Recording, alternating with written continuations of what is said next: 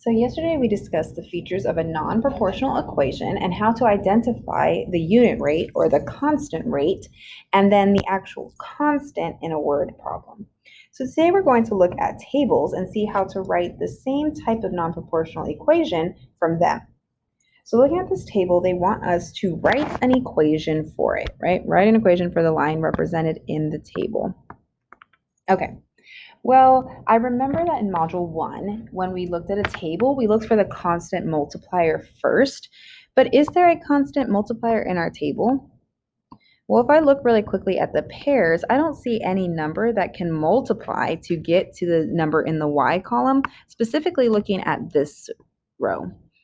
Anything times 0 would never get us a -4. Therefore, we do not have a constant multiplier. Okay, so we know that this table then is non-proportional because it doesn't have that constant multiplier, but I do see that the numbers are increasing on the x, right, from 0 to 3, they're getting bigger. And then on the y, they are also increasing by going from negative to then positive. Okay, so for non-proportional equations, we need to determine the constant rate of change. So the constant rate of change, CROC. Let me write it out first. Constant rate of change. So even though we don't have an exact unit rate, we do have a rate of increase that we call CROC for short. And the way that we find that is by determining the change in y or the change in x, okay? And so as the x is increasing and the y is increasing, we need to just determine how it is changing. Let's look at y first. So I could pick any pair of numbers. I could pick going from -4 to -2 or -2 to 0. But since negatives confuse me a little bit and I tend to get kind of mixed up with how the operations work, I'm going to see how it's changing with the two positive numbers. So I'm going to look at 0 and 2. Well, I know that it's increasing by 2, so I'm going to write +2 next to it. Well, what about the x's? So since I looked at 0 and 2 on the y, I have to look at the numbers that match, okay? I can't just pick any other number. They have to be two of the same pair. So since I picked 0 and 2, the matching pairs are 2 and 3, and I see that's increasing by 1. So I'm going to write +1. Well, now I know the change of x and the change of y. So we would write this, just like we did with proportional equations, as a ratio or as a fraction.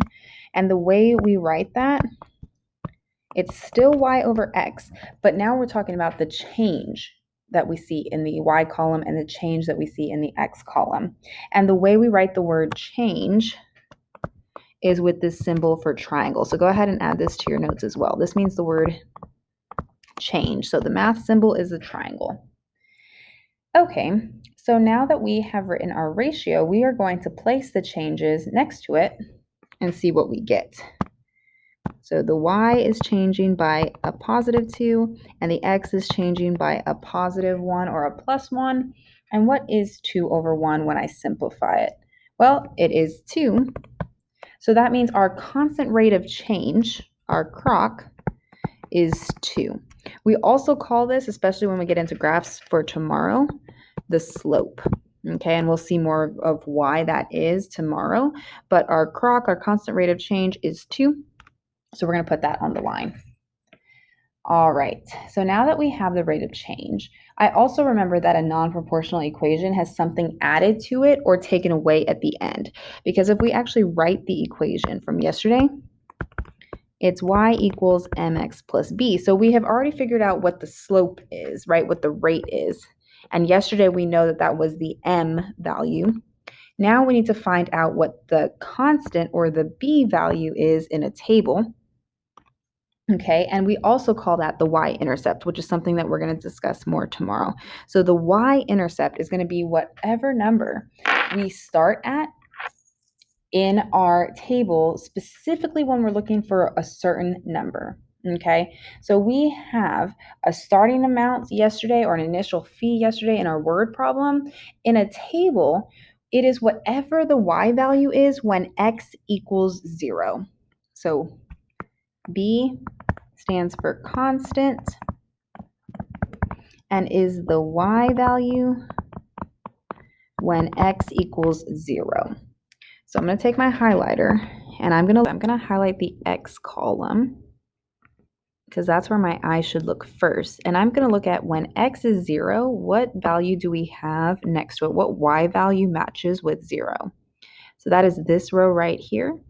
So that means this is our b, this is our constant, this is our y-intercept, a negative 4, right? That would be like our starting amount or our starting fee or the charge that we have even if we just go into the movie theater, right? We haven't bought anything yet. We just have to pay the amount to get in. Okay, so that's what we call a y-intercept. So now that we have our y value or our constant, and now that we have our slope or our constant rate of change, we just need to put the pieces together for our slope and our y-intercept. So our slope or our rate is 2. So y equals 2x plus a negative 4. Or I can write that, in fact, let me write it as this first. Or we could write it as y equals 2x minus 4. And these are both equal equations, right? They are both equivalent. So now we're about to try one on our own. You're going to find the constant rate of change by looking at the change in y over the change in x.